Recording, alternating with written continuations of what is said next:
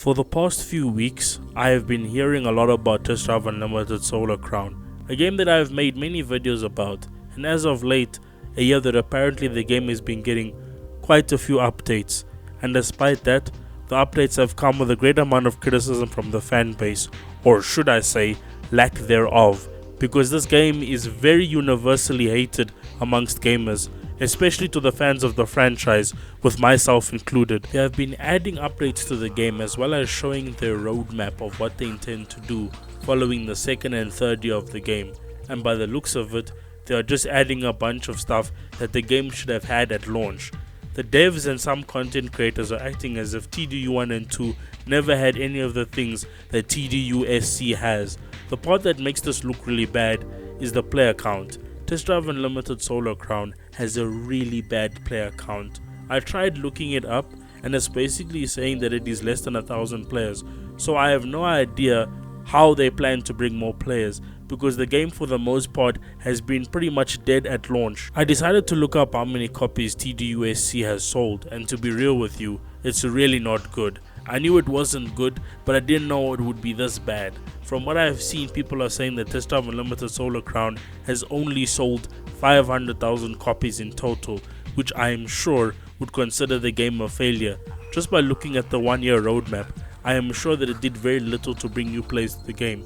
I'm assuming that the people who bought the game reinstalled it for the updates, then deleted it when they got bored, because from what I have seen, the player count doesn't really support that the updates have brought more players, because the player count has been drastically fluctuating. From what I have heard, KT Racing is making a lot of promises with the year 2 roadmap, but let's look into the year 2 roadmap.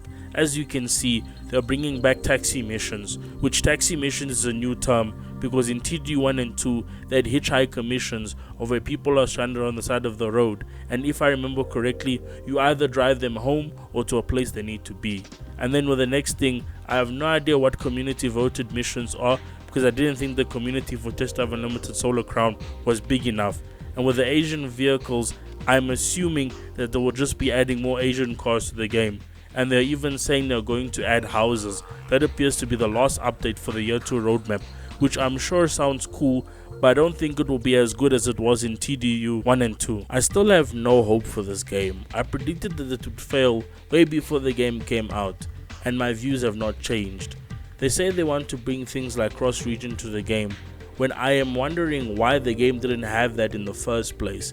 And they say they also want to bring physical stores, bikes and yachts, and these are all promises. The problem with Test Drive Unlimited Solar Crown is that they built the live service before they made the video game. This is why it feels like the game is being developed backwards. They make a game that has nothing and then drip feed content to the player. The worst part is all the stuff they say they are going to add is stuff that TDU 1 and 2 had at launch. They even said they were going to bring graphical updates to the game, but graphics is not the problem with this game. The biggest problem is content, and that the game has none. KT Racing won't admit that they bit off more than they could chew. It's looking more and more apparent that they can't handle such a big title. A title that requires a lot of work, time and effort, because if they skip one detail, it will easily be noticed. The other problem is the live service aspects. I never understood how live service could replace a campaign, because TDUSC is said to be an online only game, which the first 2 games were not.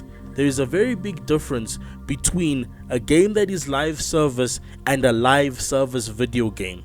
The game is solely based on having a big amount of players, and that is what the game doesn't have.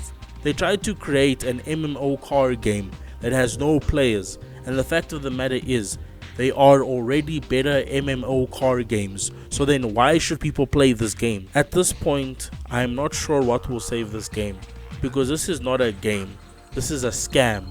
There is no story, there is no characters, there is no player base, so there really is nothing here. A lot of people want to pretend as if they consistently play this game, which I feel is a bold-faced lie. I feel that KT Racing is obviously paying a bunch of creators off to provide good press for the game, but to be fair, I think all game devs do this. I would love to be wrong about this game, but at this point, I knew that we were being lied to. and that this game would never live up to the reputation of the first 2 games. And with that, this is the Chilli Man signing off. I thank everyone for watching. Peace out.